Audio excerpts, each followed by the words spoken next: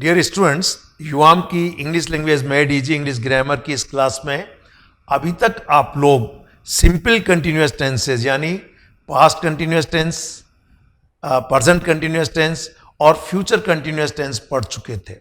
साथ में आप प्रेजेंट परफेक्ट कंटिन्यूअस टेंस और पास्ट परफेक्ट कंटिन्यूअस टेंस भी पढ़ चुके हैं। आज हम लोग फ्यूचर परफेक्ट कंटिन्यूअस टेंस को पढ़ेंगे। आइए पहले हम लोग अंतर समझते हैं कि फ्यूचर कंटिन्यूअस टेंस में और फ्यूचर परफेक्ट कंटिन्यूअस टेंस में क्या अंतर है। मान लीजिए मैंने आपसे यूं पूछा कि आपका अगले सप्ताह का क्या कार्यक्रम है। अगले सप्ताह का यानी अगले सप्ताह आप लगातार क्या काम कर रहे होंगे। तो आपने कहा कि मैं अपने दोस्तों को मिल रहा होऊंगा, उन्हें विजिट कर रहा होऊंगा। तो ये आने वाले टाइम कोई काम लगातार चल रहा होगा इन फ्यूचर में।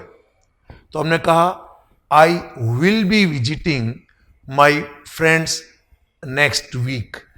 अगले सप्ताह में अपने दोस्तों से मिल रहा होऊंगा। या मान लीजिए आपसे मैंने पूछा भाई आज शाम का क्या प्रोग्राम है। आपने कहा कुछ नहीं, घर पे बैठे बैठे टीवी देख रहे होंगे। So I will be watching TV serials. I be ये विल है और वॉचिंग टीवी सीरियल्स। ये फ्यूचर के किसी समय पर कोई काम, कोई व्यक्ति लगातार कर रहा होगा या कोई काम चल रहा होगा।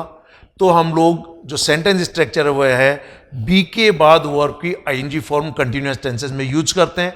पर फ्यूचर को रिप्रेजेंट करने के लिए साथ में विल प्लस बी यानी विल बी या शैल बी आई और वी के साथ किया जा सकता है। तो I will be then ING form of the verb. अब यदि इसी को परफेक्ट कंटिन्यू यानी फ्यूचर परफेक्ट कंटिन्यूअस में करना हो तो फिर हम लोग क्या करेंगे कि will as usual modal verb के रूप में रहेगा। इस बी की थर्ड फॉर्म बीन का प्रयोग करेंगे और चूंकि बीन अकेला यूज नहीं होता इसलिए हैव आएगा। तो यहां हो जाएगा I will have been watching TV serials since morning. मैं सुबह से टीवी सीरियल से मैंने पूछा आपका संडे का क्या कार्यक्रम है। तो आपने कहा सुबह से टेलीविजन देख रहे होंगे। तो सुबह से टेलीविजन देख रहे होंगे। अब ध्यान दीजिए, अगर आपने यहां सिंपल फ्यूचर कंटिन्यूअस टेंस का प्रयोग कर दिया क्लियर तो गलत हो जाएगा। यानी अगर आप ये कहते हैं I will be watching TV serials since morning, बोलना चाहिए I will have been watching TV serials since morning और भविष्य के किसी समय तक वो पूरा होगा। ठीक, आइए अब इसको समझने के लिए पहले कुछ सेंटेंस देखिए जो मैंने आपको अलग अलग तरीके से affirmative, negative, yes no question या WH क्वेश्चन मैं आपको समझा रहा हूं। पहला सेंटेंस आपके सामने इस फ्यूचर परफेक्ट कंटिन्यूअस टेंस। सभी में सब्जेक्ट के हिसाब से शैल और will plus have been then ING form of a verb और सिंस और फॉर लगा के टाइम यानी स्ट्रक्चर है। जो भी आपका सब्जेक्ट है उसके हिसाब से आई और वी के साथ शैल और बीन का प्रयोग किया जा सकता है। पर चूंकि मॉडर्न इंग्लिश में शैल का प्रयोग चलन से बाहर हो गया लगभग, इसलिए मैंने सभी में विल हैव बीन दे दिया।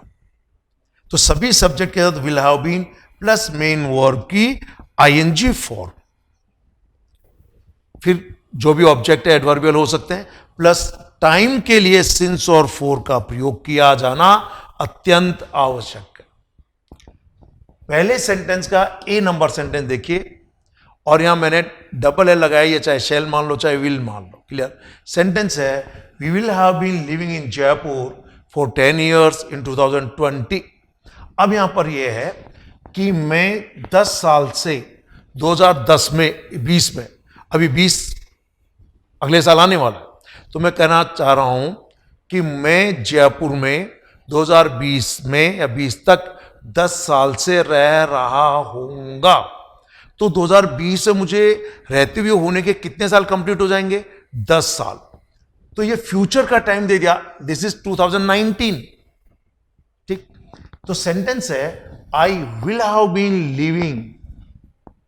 अगर ये टाइम नहीं होता फॉर 10 ईयर्स, ये टाइम ही नहीं होता, तो कहता है I will be living in Jaipur, मैं जयपुर में रह रहा हूंगा। ठीक, अब ये यहां पे नेगेटिव बनाने का आसान तरीका है जो फ्यूचर में मैंने बताया, शैल और विल के बाद नॉट लगा दीजिए, बाकी other words as usual. Interrogative बनाएंगे, शैल और विल को सब्जेक्ट से पहले लगा दीजिए, हैव बीन यथावत अपनी जगह पर रहेगा। ठीक, तो वही है नेगेटिव है ये बी सेंटेंस, नॉट लगा दिया इस विल के बाद, then have been. We will not have been living in Jaipur for 10 years in 2020। ये देखिए, अब फ्यूचर का टाइम करेंगे तो 20 कर लीजिए। ठीक है, अगर ये अगले साल पढ़ेंगे तो और आगे बढ़ा लीजिएगा। देन है प्रश्न पूछना, क्या हम 2020 में जयपुर में 10 साल से रह रहे होंगे? तो यहां हो गया shall we have been living in Jaipur for 10 years. हालांकि ये सेंटेंस बोलचाल में बहुत कम काम आता है, लेकिन आपको स्ट्रक्चर तो मालूम होना ही चाहिए। एंड इंट्रोगेटिव नेगेटिव में विल नॉट की शॉर्ट फॉर्म वांट का प्रयोग कर दिया, won't we have been living in Jaipur for 10 years in 2020।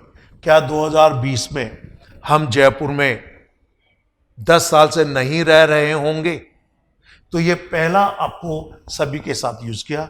Next देखिए दे के साथ, they will have been building that house for 3 years this Deepawali.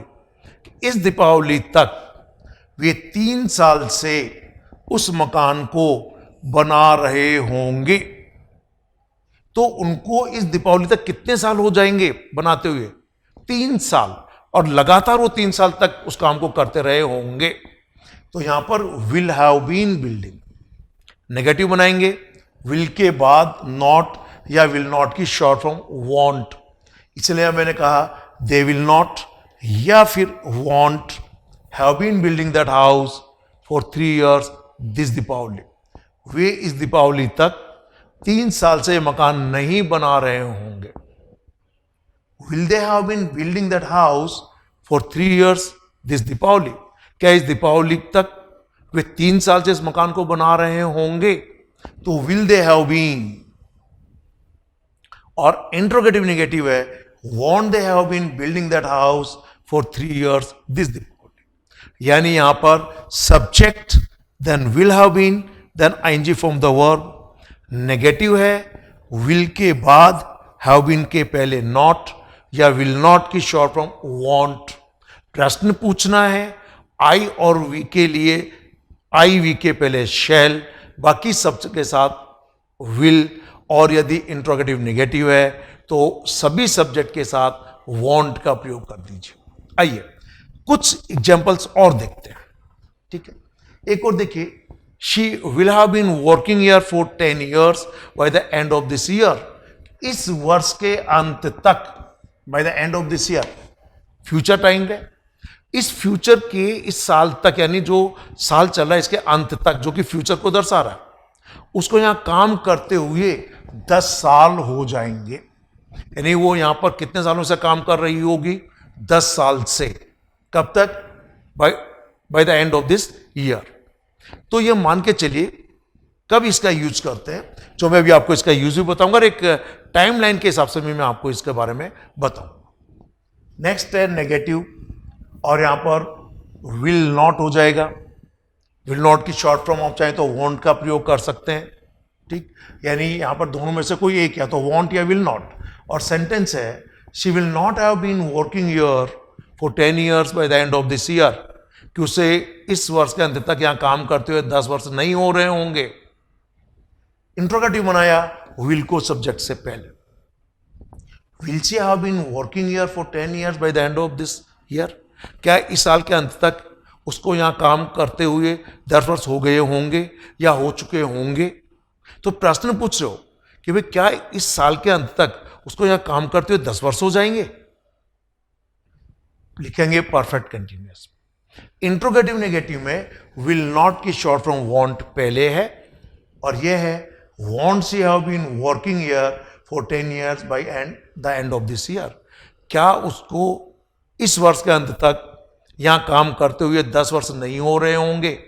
ठीक, ये था सभी सेंटेंस स्ट्रक्चर में प्रयोग, यानी shall have been, will have been, subject जो भी आपका है as usual, then will have been, verb की आईएनजी फॉर्म, टाइम को बताने के लिए सिंस और फोर लगाकर टाइम, नेगेटिव बनाओगे विल के बाद, हैव बीन के पहले, इंट्रोगेटिव बनाओगे विल को पहले। और डिटेल में जो युवाम की बुक है English language made easy English grammar book, उसमें पढ़ सकते हैं।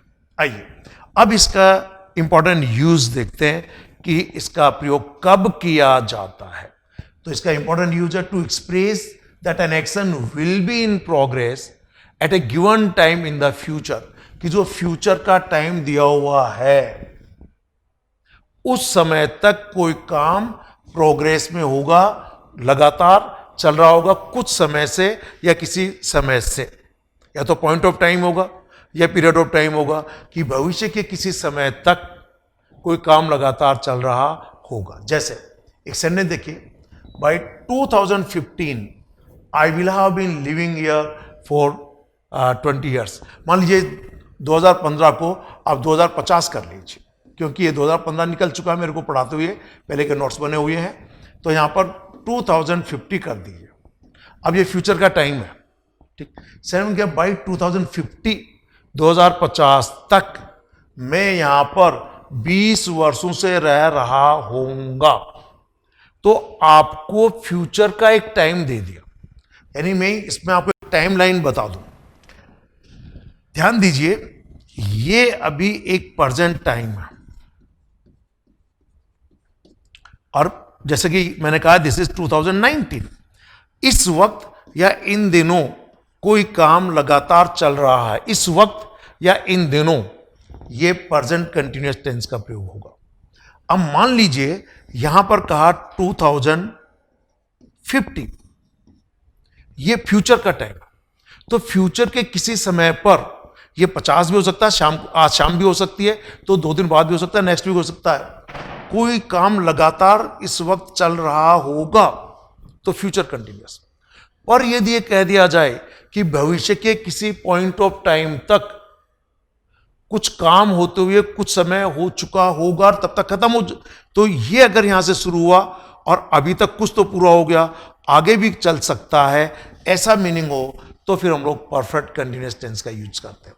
इसीलिए जो ये यूज मैंने यहां पे दिया है कि to express that an action will be in progress at a given time in the future. जैसे एग्जाम्पल देखिए, पहला एग्जाम्पल है यहां पर, I will have been teaching for 35 years next June, कि अगले जून तक या जून में मैं 35 साल से पढ़ा रहा होऊंगा, आगे भी कंटिन्यू हो सकता है।